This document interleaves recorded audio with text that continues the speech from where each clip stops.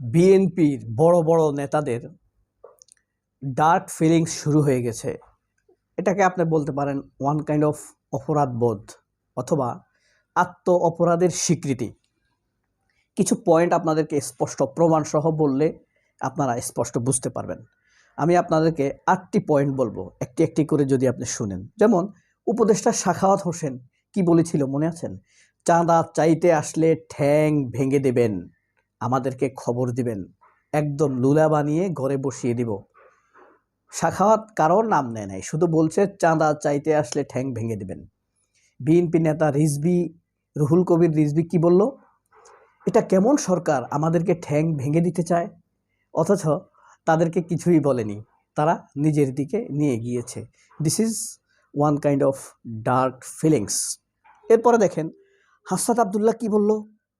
চাঁদাবাজদের দেশ থেকে একদম তছনছ করে দেয়া হবে।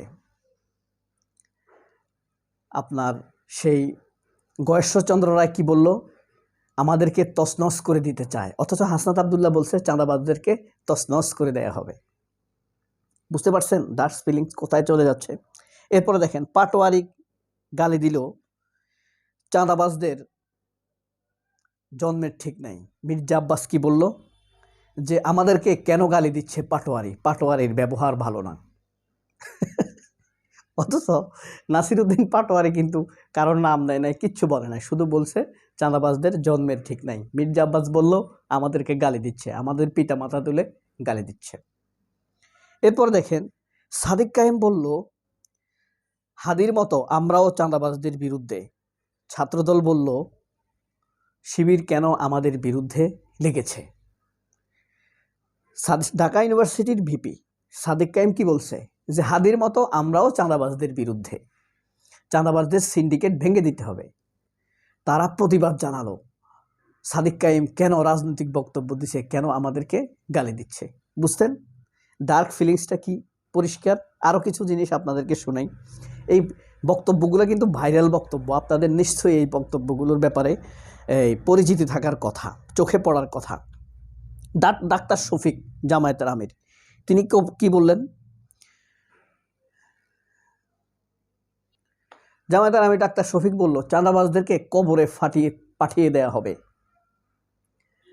বিএনপি নেতা মাহমুদুল হাসান রিপন বলল জামায়াত কত বড় ভয়ঙ্কর, আমাদেরকে কবরে পাঠাতে চায়। শফিক বলল যে জামায়াত ক্ষমতায় আসলে চাঁদাবাজদেরকে কবরে পাঠিয়ে দেয়া হবে। তারা বলছে, রিপন বলছে আমাদেরকে কবরে পাঠাতে চায়, জামায়াতের সন্ত্রাসী রূপ দেখেন। অথচ বিএনপির কোনো নেতার নাম নিয়ে কিছু বলে নাই। এরপরে আপনার এনসিপি নেতা নাহিদ ইসলাম বলেছে যে আমরা চাঁদাবাজদের সকল কর্মকাণ্ড জনগণকে সাথে নিয়ে থামিয়ে দেব। সালাউদ্দিন আহমেদ কি বলেছে? আমাদের রাজনীতিকে থামিয়ে দিতে চায়, অর্থাৎ বিএনপির রাজনীতিকে থামিয়ে দিতে চায় নাহিদ ইসলাম। এই শক্তি পেল কোথায়? অর্থাৎ বলছে চাঁদাবাজদেরকে থামিয়ে দিব, সালাউদ্দিন বলছে আমাদেরকে থামিয়ে দিতে চায়। এটা অগণতান্ত্রিক। চাঁদাবাজদের বিরুদ্ধে বললে তাদের গায়ে চলে যাচ্ছে ডার্ক ফিলিংস, অপরাধ বোধ এক ধরনের জাগ্রত হয়। একটা কথা আছে না, ঠাকুর ঘরে কে রে, বলে আমি কলা খাই না। অর্থাৎ ঠাকুর ঘরে কে আছে এটা বোঝা যাচ্ছে বক্তব্যের মাধ্যমে। এরপরে ঢাকা বিশ্ববিদ্যালয়ের ডাকসুর চাঁদাকে নাই করে দিল, টিম গঠন করে সকল অবৈধ দোকানকে উঠিয়ে দিল, অবৈধ স্থাপনা, অবৈধভাবে বসবাসকারীদেরকে উঠিয়ে দিল। ছাত্রদলের নেতা গণেশ বলল আমাদেরকে নাই করে দিয়েছে। ডাকসু নাই করে দিয়েছে চাঁদাবাজির সিন্ডিকেট, ডাকসুর ভেতরে চলা চাঁদাবাজির সিন্ডিকেট। গণেশ বলছে আমাদেরকে নাই করে দিল। বুঝতে পারছেন? এরপরে এবি জুবায়ের কি বলছে? ভারতের দালালদেরকে ভারতে পাঠিয়ে দেয়া হবে শেখ হাসিনার মতো। রিজভী বলে ডাকসুর এই নেতারা কেন আমাদেরকে ভারতে পাঠিয়ে দিতে চায়, এটা নব্য ফ্যাসিবাদ। এখন চাঁদাবাজদের বিরুদ্ধে বললেও তারা টিট করছে এটা নব্য ফ্যাসিবাদ। এটাই হলো বিএনপির ডার্ক ফিলিংস। এই ভিডিওটা 5 মিনিটে এসে আমি যেই বিরতি দিচ্ছি, এই পর্যন্ত কয়জন দেখছে জানি না। এই বক্তব্যগুলো এরকম হাজার হাজার বক্তব্য আছে। তো আমি সেই বক্তব্যগুলো এখানে নিয়েছি, যেই বক্তব্যগুলোর জবাব একদম প্রভাবশালী সর্বোচ্চ কেন্দ্রীয় নেতারা দিয়েছেন। এবার বুঝতে পারছেন যে কোয়ান্টামের একটা থিওরি আছে। কোয়ান্টাম ধ্যান না, এই যে কোয়ান্টাম মেথড করে না, ধ্যান করে না, এটা না। এটা কোয়ান্টাম থিওরি নামের একটা থিওরি আছে। ওখানে থিওরির সূত্র হলো, আমরা কি করি, গুলি সেট করি, তারপরে শ্যুট করি। মানে পুলিশ কি করে, গুলি সেট করে, তারপর শ্যুট করে, তারপর এইম ঠিক করে না, গুলি তারপরে গিয়ে লাগে শ্যুট করার পর।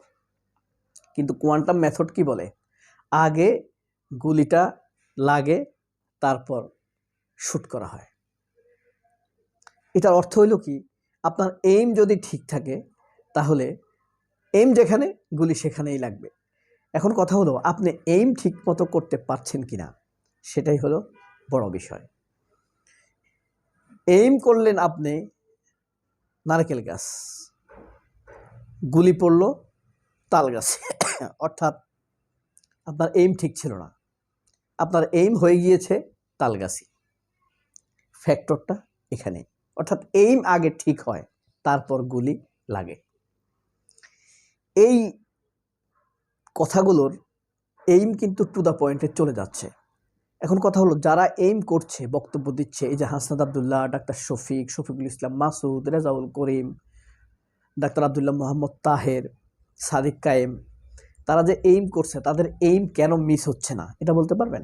কারণ হলো, এইমটা অনেক চড়া, বিএনপির চাঁদাবাজিটা অনেক বিস্তৃত, বুঝতে পারছেন? যে কারণে এইম মিস হয় না। কিছু বললেই তারা বলে, চাঁদার কথা যেহেতু বলছে, তাহলে আমাদেরকেই বলছে। এই এইমের উপরেই তারা প্রতিক্রিয়া জানিয়ে বসে। চাঁদা সংক্রান্ত যে যত কথাই বলে, ডক্টর ইউনূস বলুক আর কোনো অখ্যাত ওয়ার্ড সভাপতি বলুক, তারা বলে যে তারা আমাদেরকেই বলছে। আমাদেরকে এই কথা কেন বলল? ওই যে বলে না, আমরা এবার চাঁদাবাজদেরকে ভোট দেব না। তো বিএনপির এক প্রার্থী শুনছে, এই তুই আমাদেরকে ভোট দিবে না কেন বললো? কয় ভাই, আপনাদেরকে তো বলি নাই, আমি বলছি যে চাঁদাবাজি যারা করে তাদেরকে ভোট দিব না। কয় এই বেড়া, তুই বলছস, তুই ভাবছস আমরা বোকা? চাঁদা কে তোলে আমরা জানি না? এটা সমাজে এস্টাবলিশড। এখন কথা হলো, এই যে চাঁদা এস্টাবলিশড হয়ে গেল, মানে স্থায়ী রূপ ধারণ করলো, জেনারেলাইজ হয়ে গেল, আপনি কি এটাকে স্বীকৃতি দিবেন কিনা? স্বীকৃতি দিলে আপনি না ভোট দিবেন, আর যদি বলেন চাঁদা চাই না, তাহলে হ্যাঁ ভোট দিবেন। ভালো থাকবেন। আল্লাহ হাফেজ। আসসালামু আলাইকুম।